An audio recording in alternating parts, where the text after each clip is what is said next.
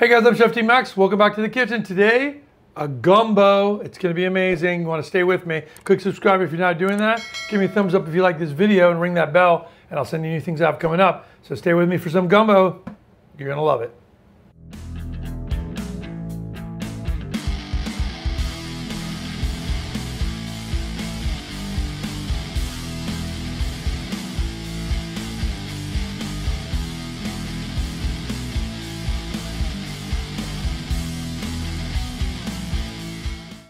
Okay guys, we're gonna make a big batch of gumbo. That's why I got this big pot. So first thing I'm gonna do is start a roux in this. So for that, I've got some organic flour here. This is all-purpose flour. And I'm gonna put roughly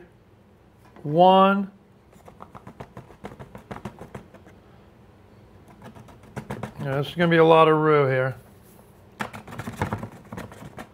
2,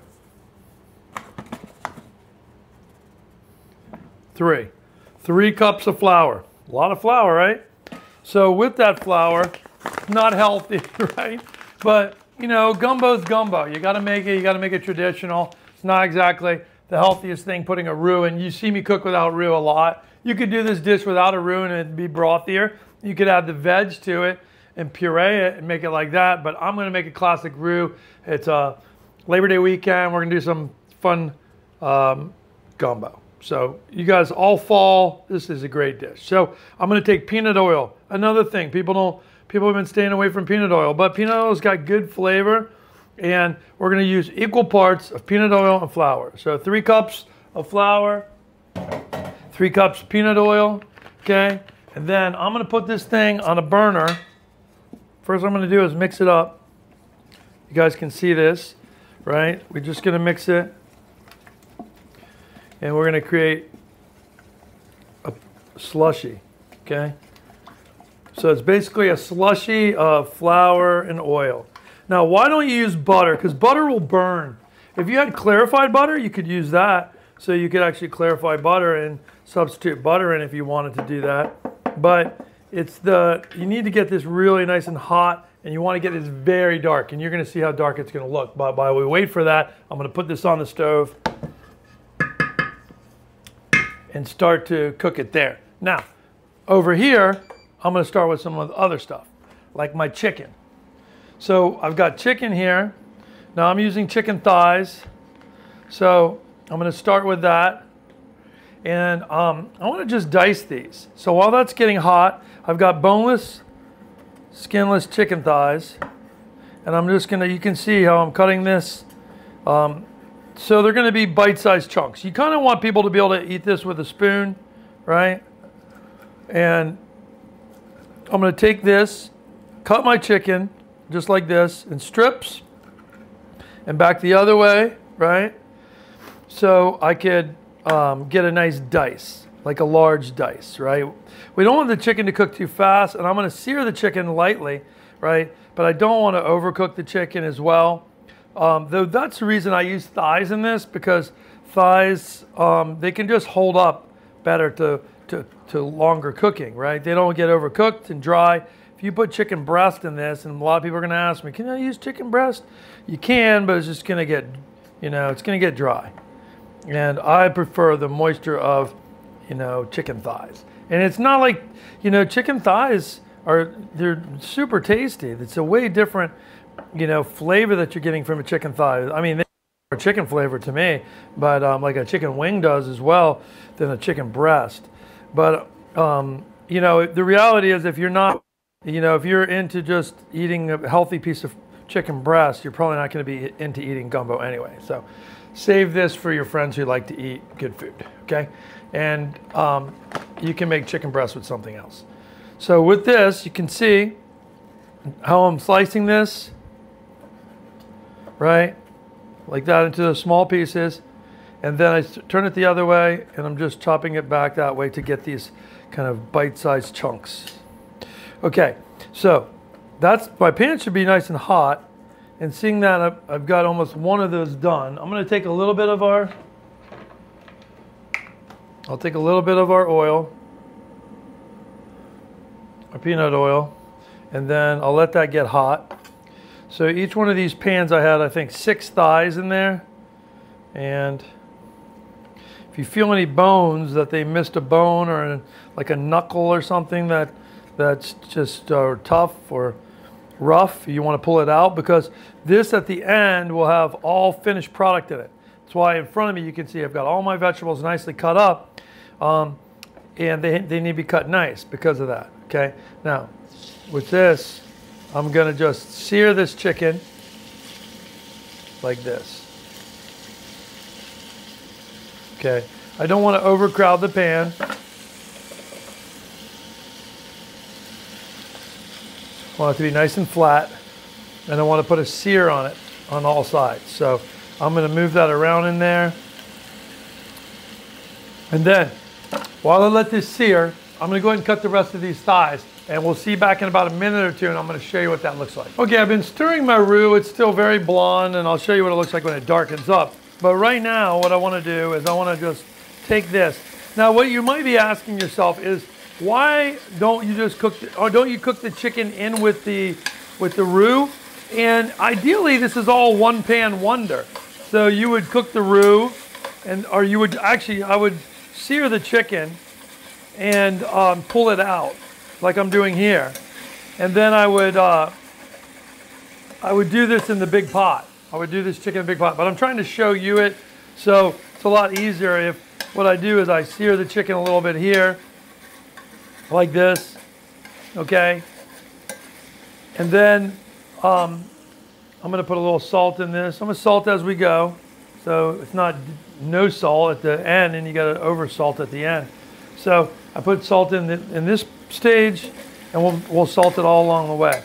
So with this, you can see my chicken is just seared up, and that's kind of where I want it, like that. We don't have to put, it doesn't have skin on there, right? So it's not going to get that same level of char to it. So at this point, I've seared it to kind of seal in the juices, right, as it cooks, and give a little bit of color to the pan, right? And then what I'm going to do is add the rest of this in and finish with the rest of this chicken. And when I do that, I'll have all my chicken cooked like that, and then I'll do my vegetables. Like I said, normally, if you're doing this at home, you're going to add this chicken in like you are like this, right? And when the chicken is done, then you'll take it out and you'll put the flour in at that point with all the bits of these chicken bits and all of that in there. And what that'll do is it keeps adding flavor. Now, I'm not going to lose the flavor of this because I'm not doing that, because I'm just going to cook everything in this and add it to my roux. So it's going to be wonderful. Whoops. Now, I want to check my roux. See how it's doing. Smells good. Okay, my roux is good. You always got to keep an eye on that because it can burn, all right? And then I'm going to go ahead and finish this chicken and clean my cutting board, and I'll see you back in a second. Okay, guys, I'm going to come back now, and my chicken is kind of seared nicely. It's not cooked. It's still going to be raw in the center, which is fine because we're going to cook it more in our roux, in our gumbo. So I want to do is take it out now because I don't want to overcook it, right? Because I still need to. I want to cook it in the roux, give it flavor from the dish as a whole. So we're going to take this out.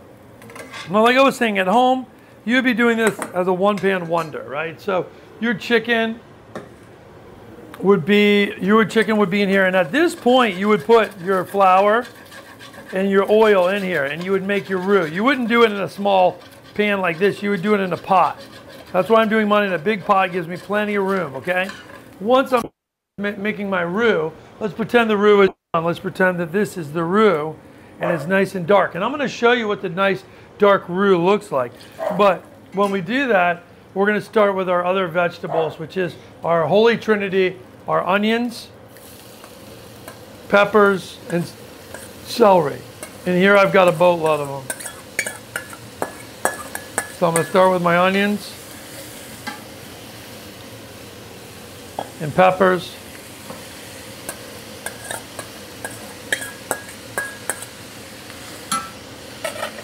And celery, okay? No, I can't even put my celery in there because it's too much. Because the amount that we're going to be doing here is going to fit that big pot. Okay, so I'm just going to saute this off so I can show you guys what this looks like. In essence, you'd be all doing it in that one big pot. So I'm going to check on my roux, and we'll be back in a second. Okay, while this is continuing to cook here, and I want to scrape this because any bit of chicken bits in there, I want the water from these onions to pull that off. So all of the flavor from the chicken is coming out into this too. I'll put a little bit of salt in this too. I'm going to put like a teaspoon of salt in everything that I'm sauteing. Now, I've got poblanos, which I love to use in this, jalapeños, and green bell peppers. So you can follow the recipe below with the amounts.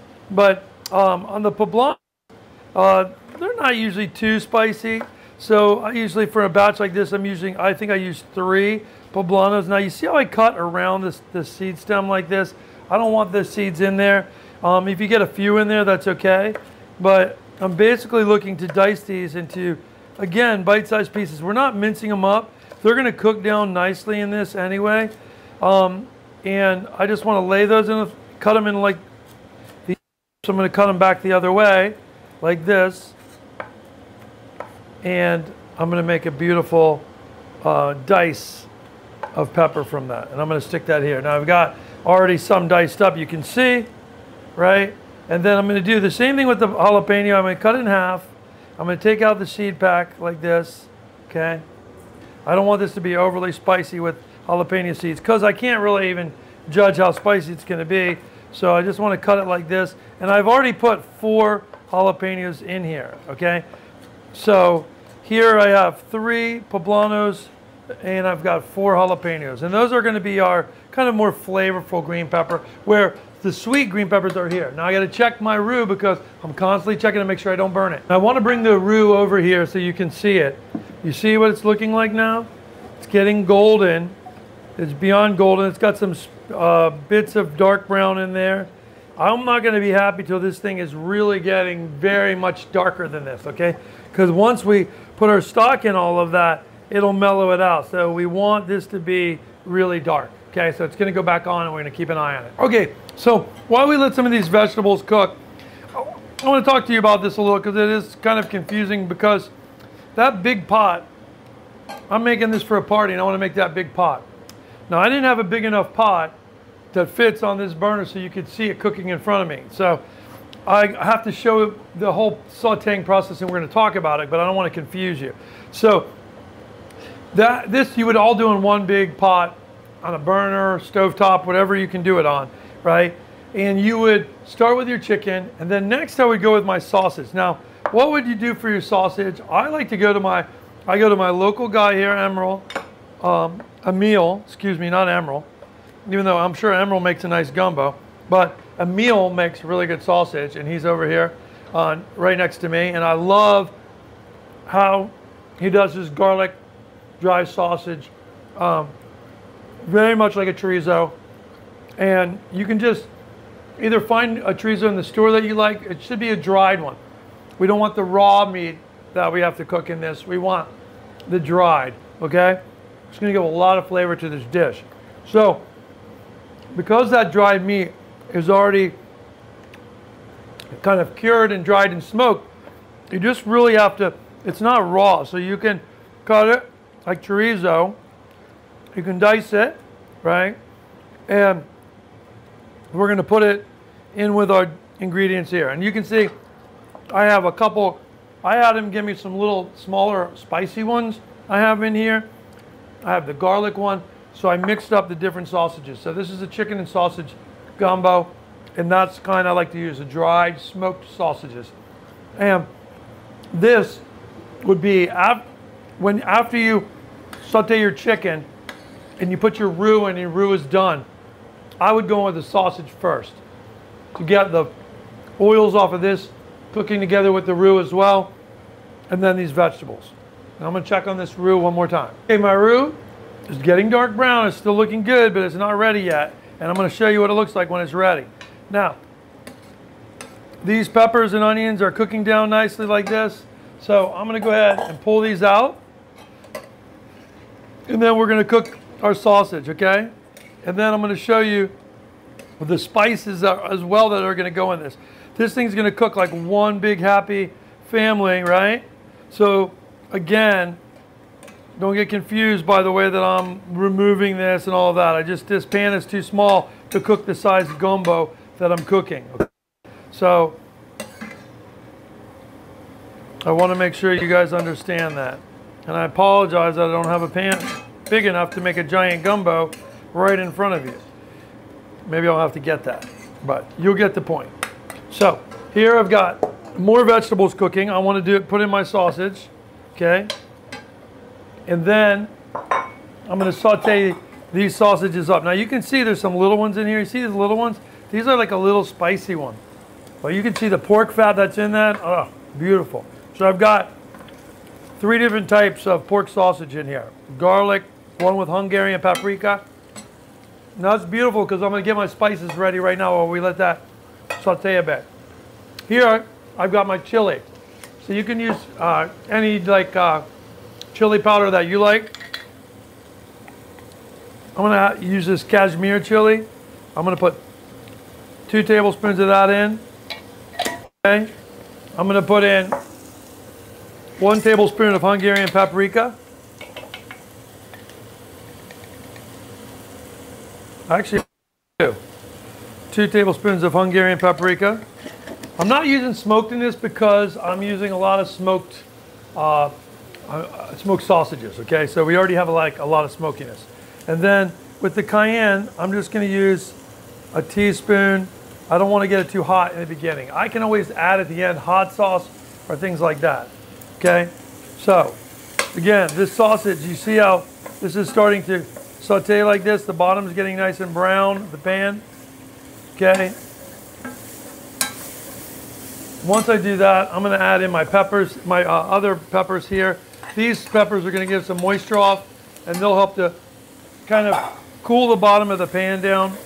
That would not happen like if you had this in the roux, because the roux is gonna really help to render the sausage nicely because you have all that fat, right? So you just want to make sure if you did something like this where you're feeding a big stock pot somewhere else, separate it. What's the other benefit of separating it? The only other benefit is that it's going to cook faster. See, because right now our roux is still cooking, but meanwhile I'm cooking all these vegetables while that's still cooking. So if you want to make this whole process go a little faster, this is what you can do. So let me check that roux again. Okay, we're back. That still takes a while. That's why this is actually nice, because we're going to get all these vegetables sauteed. We're not wasting time. Roux, something like this. Here I'm going to put 1, 2, 3, 4, 5 pieces in there of bay leaf. Okay, and then I'm going to put probably a half a tablespoon of white pepper. Okay, and now black pepper is where you go to town. Black pepper, you're going to go like 3 tablespoons. So I'm just going to keep grinding this for a little while, and we're going to grind this up. I want to check this bottom of this. Now see the water in my peppers is kind of oozing out a little bit. It's helping so the bottom of this doesn't burn. But I have to also watch out because the smokiness of the sausage is causing me to choke a little, you know, especially because it's got the jalapeno in there. Anytime you're working with peppers or vinegar, you want to keep away from the steam, okay? Vinegar will do the same thing too, okay? So this, again, keep going. You can put some pepper corns in a grinder. It would probably be a lot easier for you if you have a spice grinder at home, and just grind it really good. Okay, now we've got basically our celery here. Onions and peppers, the green peppers have been sauteed. And a lot of you are like, I don't like green peppers. I don't know, do I have to put that in there? You do have to put it in there because it's the Holy Trinity. When you're making a gumbo, you have to have onions, celery, and peppers. Green pepper, that's the flavor. In addition, these other green peppers are going to have additional flavor, but you have to have those basics, right? So, got my spices ready. I've got some garlic. I have some garlic chives from my garden, so I'm going to add those in too. But I got a lot of chopped garlic. You can see that's probably 4 or 5 tablespoons of chopped garlic. Okay, and we're going to need every bit of that. Okay, so I'm going to take this out, and I'm going to saute up the celery. I'm going to show you what that looks like, so stay with me. Okay, my roux is starting to look dark brown. It's not chocolatey like I want it yet, but it's getting there. So let's take our hot pan here. I took my sausage. You can see sausage and peppers right here. They look beautiful, right? And again, we're doing this in batches because it's a large amount, and you can try this at home too. If you don't have a big pot that you can get all this in one shot, you can do this in batches and then add it, you know, as it cooks down, it can take on a little bit smaller pot, and that could help you. I'm not sure. But a lot of people, when they're making this, you're going to make a smaller batch. But when I make it, I like to make it for a big party. It makes it more fun, okay? This is just oil in here. You can see I'm putting some garlic in my oil, and I'm just letting it saute and get toasty. Now, while that gets toasty, I'm going to add a little salt to it. That would be really nice. A little bit of smeared stuff, right? Okay. I'm not going to put any of my spices. My spices, like right now, I'll leave on the side. I don't want to put those in towards right to the point where we're going to go into our roux. I'll put those right into our roux with all of these sautéed items. So next, I'm going to do my garlic chives. You don't have to have those if you don't have them. You could do green onions if you want to do green onions, or you could just skip it. Just do garlic and go straight in with your celery. Now, my garlic is nice and toasty now. Let it go a little bit longer. Look at that, looks beautiful. And then you can see I have a whole head of celery, diced up nice and small. Love celery. Such a good flavor. And it's a big portion of a gumbo. I would say almost double the size of celery to green onions, okay? Now at this point, we're gonna just saute this up, okay? Then we're gonna have basically all of our stuff that's got a sear on it, okay? And it's ready to go in the roux. Now we just simply wait on this roux to get ready. I'm gonna check on it, and I'll let you know how it's doing. Okay, you guys, my veg, my celery, garlic, and those chives or green onions, if you put those in there, they're all sauteed up nice. Everything's ready. Let's take a look at my roux. Now, when you pull it like this, you see, can you guys see the dark color on that? That looks beautiful. This roux is looking fantastic. And the best part is, normally, like I said, if we're cooking this in one pan, you would start right now cooking all your vegetables in this. But we don't have to do that because we've got them already seared up pretty nicely. So all I'm going to do is add them in. Now the first thing I want to add in is my spices, okay? Because I want to let them toast, okay? See that toasting in there? Well, that looks fantastic. I've got my beautiful flavors in there toasting. Okay. It's nice and hot. Now I'm going to take my onions and my green pepper. You can hear how hot this roux is. It's on fire. Right? And then I'm going to take my sausage and my poblanos, jalapeños, all of that. That goes in there as well. We'll mix this all around. Okay. Now I'm going to take this. Winnie loves the smell of that. She's going to want to taste it when it's done, that's for sure. Your dogs are going to start barking, that's for sure, when they smell this gumbo going, because that sausage smells so good. So does this onions and garlic right here. But I'm going to put it here. Okay. Now, you can see I've got all my spices. Everything's in there, right? It's all cooked nicely and sauteed. So if you were doing this, if you had just added this in raw, you'd have to saute this in the roux for a little bit.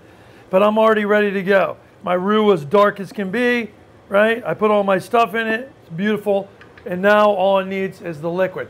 The chicken I'll add in later. I've got some okra here. Now, this okra came from my garden. I had to freeze this. So I have some frozen okra here. You can buy some in the store. It actually freezes really nice. We don't need to saute that. Okra gives kind of a gelatin style feel to the soup. It gives it almost some body that you can't get from anything else. You get it from gumbo filet, which I have here. And at this point, I'm going to put in a tablespoon of my gumbo filet, okay, which is basically sassafras leaf, okay, powdered, dried and powdered. And that's going to give also body, kind of like the okra does, to this. And the flavor that you get from that is incredible. Now, the next step is going to be, I'm going to put this right here, is going to be my broth. So what are you going to use for broth? You could use a chicken stock, but my favorite thing to use is a nice, beautiful crawfish stock. So I'm going to add all my crawfish stock in there. How did I get a crawfish stock? I got a crawfish stock because I was eating some crawfish with some friends, and the heads of the crawfish have so much flavor. And sometimes you go and eat crawfish, you're supposed to squeeze the head, get the juice out of there, and then discard them. Some people don't.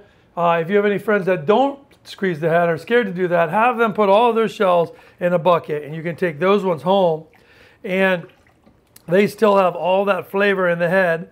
And then you're going to just go ahead and saute in a pan some onions, the same kind of onions and celery, and then you're going to put some water on top of them. I put a little bit of a little tomato in there as well, a little tomato, fresh tomato product in there. You could put just chopped tomatoes, and you want to cook the crawfish heads with the tomato, the onions, the celery, and then you could put other stuff. You could put garlic and all that in there, but that's all going in this end product anyway. So now you can see I've got this. I've got a lot of liquid in here. I've got the roux in there. Everything's going to start to come together. I'm going to put this on a pot. I'm going to simmer this for about 45 minutes. Okay, really gentle. And then I'm going to add the chicken and the okra in the last 20 minutes. Okay, so I'm going to show you what this looks like when we're done. Again, shrimp is another thing you could put in here at the end too. I'm not putting it in this one, but you could put it in. It'd be very nice with this, okay? So I'll see you guys back in about 30 to 40 minutes. Hey guys, okay, it's been about an hour now. About in the 40-minute mark, I threw in, after cooking for about 40 minutes, simmering it, I threw in the chicken that we had sauteed, and I threw in the okra, which doesn't really take that long to cook the okra. And you just want to cook it good, about 20 minutes now, and it's done. So I'm going to pull it off. I'm going to show you what this looks like. So look at this. I don't know if you guys can even visualize how beautiful this gumbo is. You see how dark it is and flavorful this is going to be. So I'm going to take some out, and I'll show you what it looks like. Now, you can see it's got body on it. Now, it's not like pudding, but you can see, watch, let me see if I can, you can see it, like, you see like how it drips. That okra gives it this really nice body. Now, it has this 3 cups of flour in there, was a lot of flour, but if you wanted to make this like really thick like pudding, you could have even done more. But I didn't want it like that. I love it just like this. You can see it's got great body to it, right?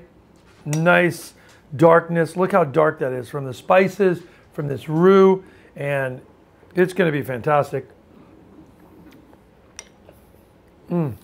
Wow.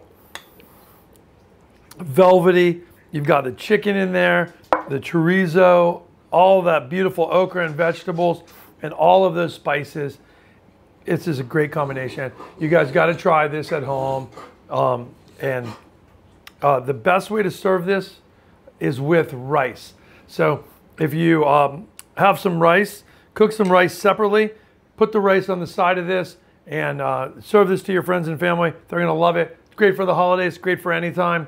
Enjoy it. We'll see you back in the kitchen soon. I'm Chef Team Max. So good.